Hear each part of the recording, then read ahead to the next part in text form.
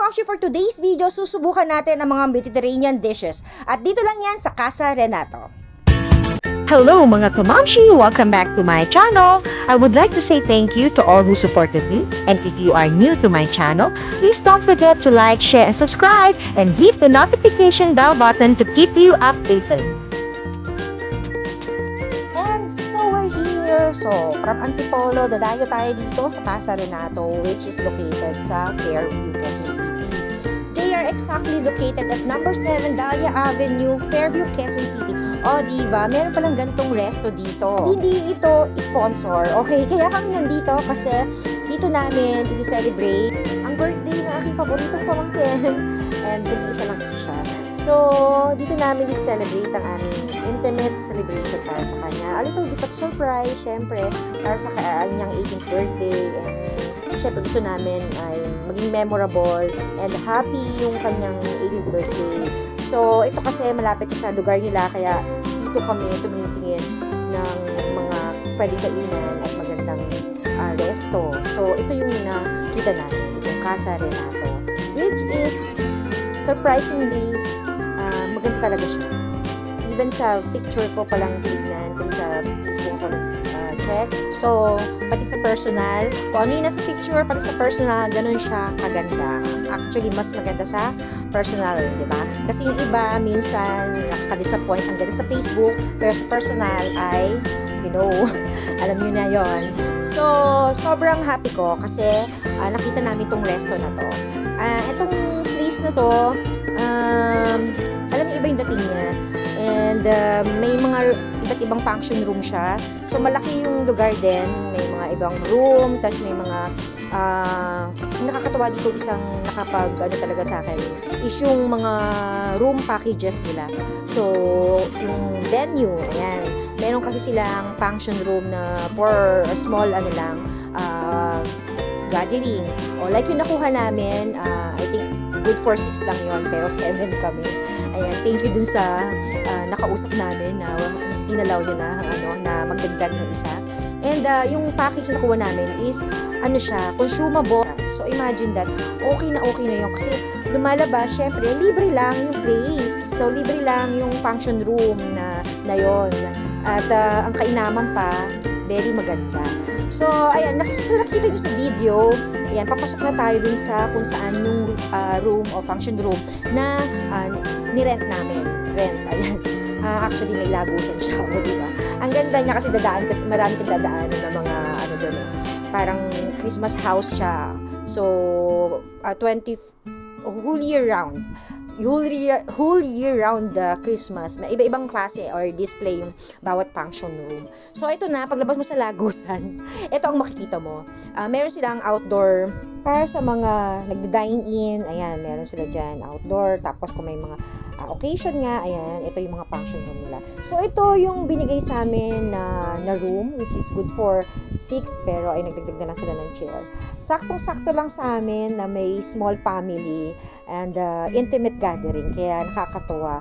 And ang ganda-ganda pa nung lugar. Ayan, yung mga collection nila, makikita mo rito, mga vintage collection.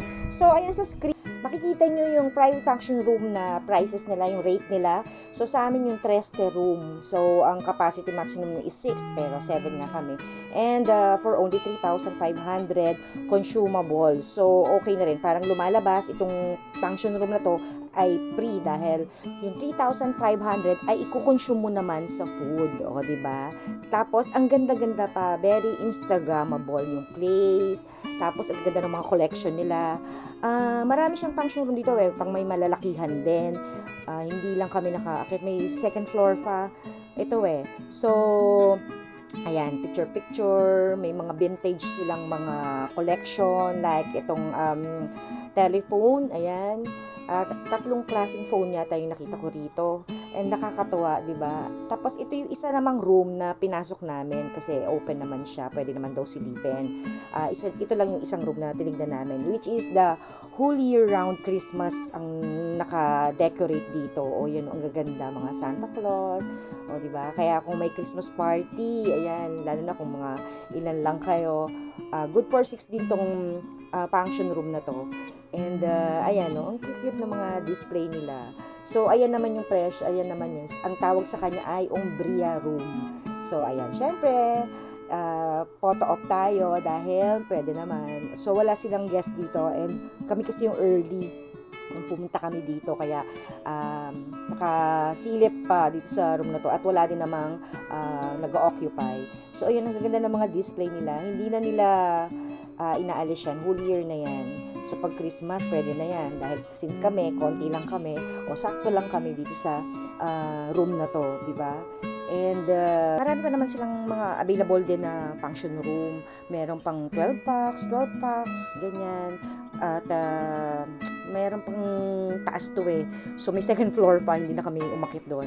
At although pwede naman tignan kasi wala naman pa masyadong tao nung kumain kami dito kasi kaka-open lang. As in talaga kami yung early bird dito. Yun talaga yung pinabook namin maaga dahil gawa nga sa Fairview to, medyo malayo sa amin syempre. Bago kami makarating, sobrang traffic. So ito na yung aming intimate celebration ng birthday ng aking pamangkin. So, ang ganda ng plate. Bagay na bagay sa amin na may konti lang, no, yung small family lang.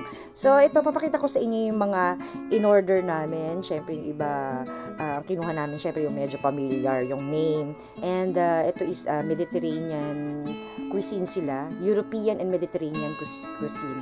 So, ito yung in-order ko. Seafoods paella. O, tama ba yung pronunciation ko? Well, ang sarap niya talaga, promise. Ang fresh ng lasa. Alam mo yung all natural flavor.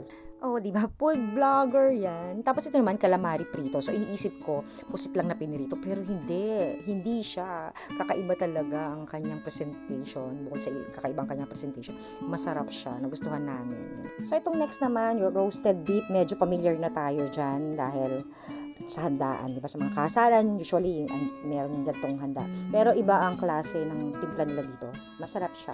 At yung laman, humihiwalay talaga. Sobrang lambot. And ito namang mixed green salad, nagustuhan ko to sobra. Hindi ko na kung ano yung sauce nila, pero yung sauce, the best. Sana malaman ko kung paano ginawa. Then, itong lamb Navarin. Nako, grabe. Ngayon ko lang ako nakatikim ng lamb. So, first time ko natikman to. Feeling ko, bumait ako. Char. So, braised pork belly. Ayan, isa din sa in-order namin. Malambot yung mga meat nila. Tapos, umorder din kami ng red honey mustard pork belly. And then, ito yung barbecue spare ribs. Satisfied naman kami lahat sa mga food na in-order namin. And of course, syempre, sobrang happy rin. Food sa place, sa food, syempre ang aming intimate celebration.